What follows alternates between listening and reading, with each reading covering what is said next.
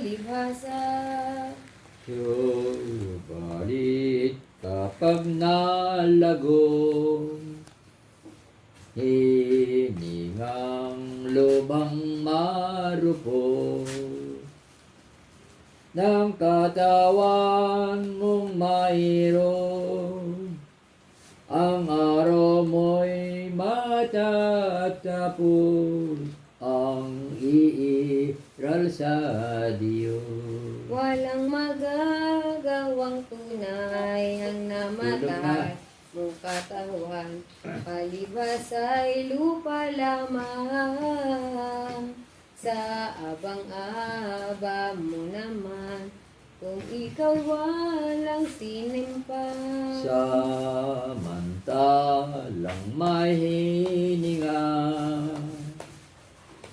at ika'y nabubuhay pa, ay mablang kang maga, sukat mong ikabinhawa ng kagamit-gamit mo pa. At kung ikaw'y pagsip-isipan ng gamit lamang, maganda rin ang may simpan at munting naiingatan, mayroon nga pagkukunan. At iisipin to'y bubog sa saliksin ng Diyos, ang mga gawa mong bukto, pagkain sampung pagtulog, lamang birong nasa loob. Ang madlang mga gawa mo, panimdim na di tutong, lihim na di mamagkano, mamahayag na totoo, sa harap na madlang tao.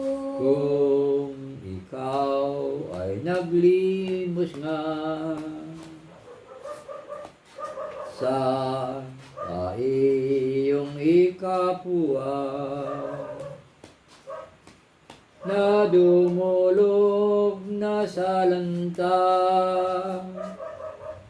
tumatangis lumuluha, kung nagkait-unawa. At ang iyong kabaitan, dunong sa anumang bagay, sa iyo ay pinakamtan, na siya'y ibigin lamang, bagkus mong ilinalabanan. Ang kagandahan at buti ng katawan mong maliksi, ng isinta mong parating, bagkus ipagmamalaki sa Diyos na pungkasi. Ang malakas mong katawan, liksing hindi ano lamang, kung ipinagsilbing tunay, sa Diyos mong lubhang mahal, hanggang ika'y nabubuhay. Dapat na maghinanakit sa iyo ang pong marikit, ginto't pilak yamang munti, sa iyo'y di ipinagkakait, kay Baal mo ipinagsoli. Do'y walang nalilingid, lahat ay nasasaliksi, nagagadulo ng hani, kanyaring nababati, gawa mong hindi matuwid. Do'y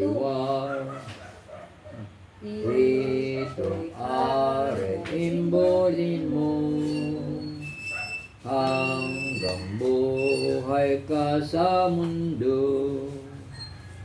Ngunit kung matapos ito, kung walang gawang tuto, ano ang masasapit mo?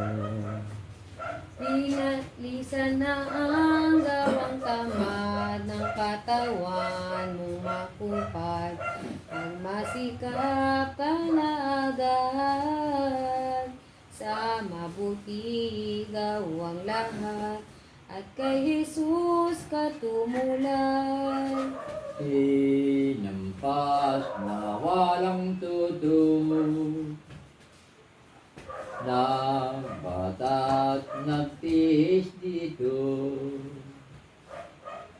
sa pag-ibig din sa iyo, na ang lahat ng gagawa mo ay mapaknit na tuto.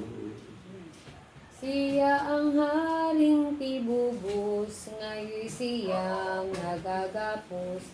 Nang ika'y huwag matakot, kunding tumapang ang lubos, ang puso mo pasa't pag-irot.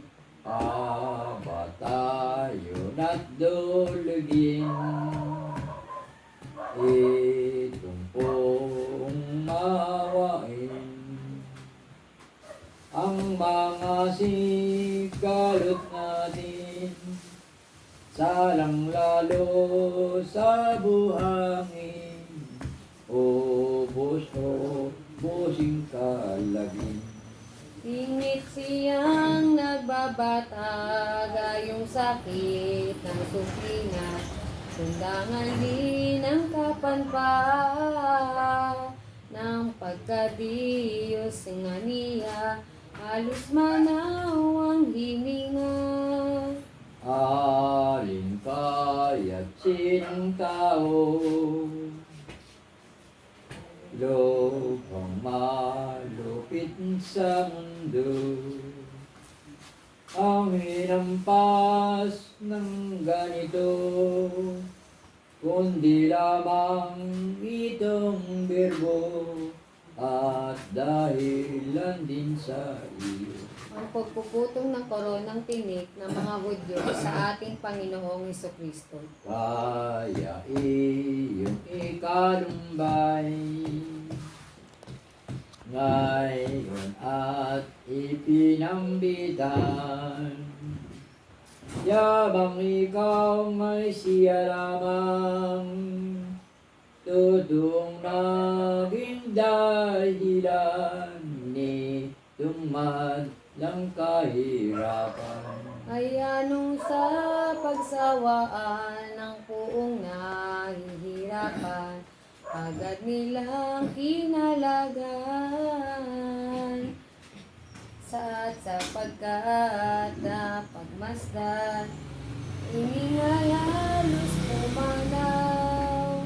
Ano pat hindi maisip ang kay Jesus natin, na di mamangkan sakit at di na magdalang abis, yaong mga malulupit, yaong mga malulupit. Ang damit niya'y kinuha, sa pawis ipinahid na, nag-inot at nagdamit siya, ngunit di na naig pa, ay hinugdan kapag daka. Hinugdang muli si Jesus, niyong mga lilong-loob, at wala mang nagutom,